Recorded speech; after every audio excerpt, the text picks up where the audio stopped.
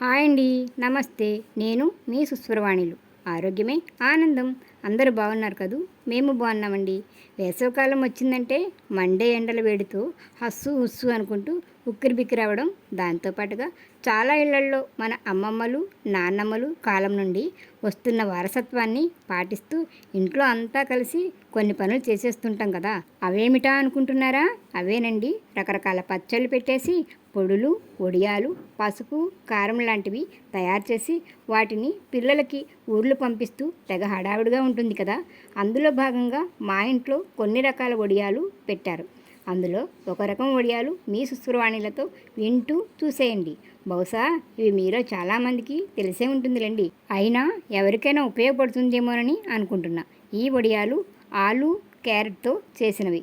ఈ వడియాలకి కావలసినవి: ఒక గ్లాసు ఉప్మా రవ్వకి 9 గ్లాసులు నీరు కావాలి, 50 గ్రాముల సగ్గుబియ్యం, క్యారెట్ని శుభ్రంగా కడిగి తురుముకొని ఒక కప్పు తురుము తీసుకోండి.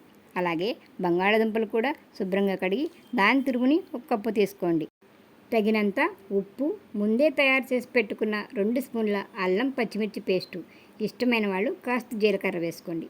సగ్గుబియ్యాన్ని ముందే నానబెట్టి ఉంచుకోవాలి. అన్నీ సిద్ధం చేసుకున్నారుగా. ఇప్పుడు స్టవ్ వెలిగించి వెడల్పాటి పెద్ద గిన్నెని పొయ్యిపై పెట్టుకుని దానిలో నీటిని వేసి అవి వేడెక్కాక సగ్గుబియ్యాన్ని వేసి బాగా కలపండి. అవి బాగా మరుగుతున్నప్పుడు ముందే రెడీ చేసి పెట్టుకున్న బంగాళదుంప తురుము, క్యారెట్ తురుము వేసుకోవాలి. తర్వాత తగినంత ఉప్పు కూడా వేసుకుని 1 నిమిషం తర్వాత అల్లం పచ్చిమిర్చి పేస్ట్ వేసుకుని బాగా కలుపుకోవాలి. ఆపై దానిలో గరిటె తిప్పుతూనే రవ్వ వేసుకోవాలి. ఇలా చేయడం వల్ల రవ్వ ఉండలు కట్టకుండా ఉంటుంది.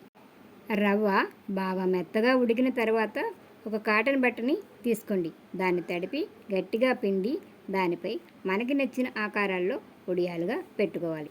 ఈ ఎండలకి ఒక్క రోజులోనే బాగా ఎండిపోతాయి అనుకోండి. మరుసటి రోజు కూడా కాస్త ఆరబెట్టండి. బట్ట వెనుక వైపు నీళ్లు చల్లి వడియాలు తీస్తుంటే ఈజీగా వచ్చేస్తాయి.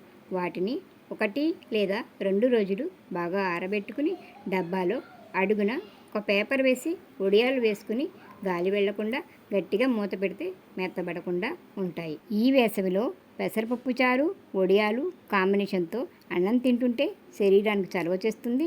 క్యారెట్, ఆలు వల్ల శక్తి కూడా వస్తుంది. ఈ కాంబినేషన్తో ఒక్కసారి వడియాలను పెట్టి చూడండి. పిల్లలు తప్పకుండా ఇష్టపడి తింటారు. ఇవి ఆరోగ్యాన్ని ఇస్తాయి. పిల్లలకి పెద్దలకి తేలికగాను జీర్ణమవుతాయి కదా. ఏమంటారు?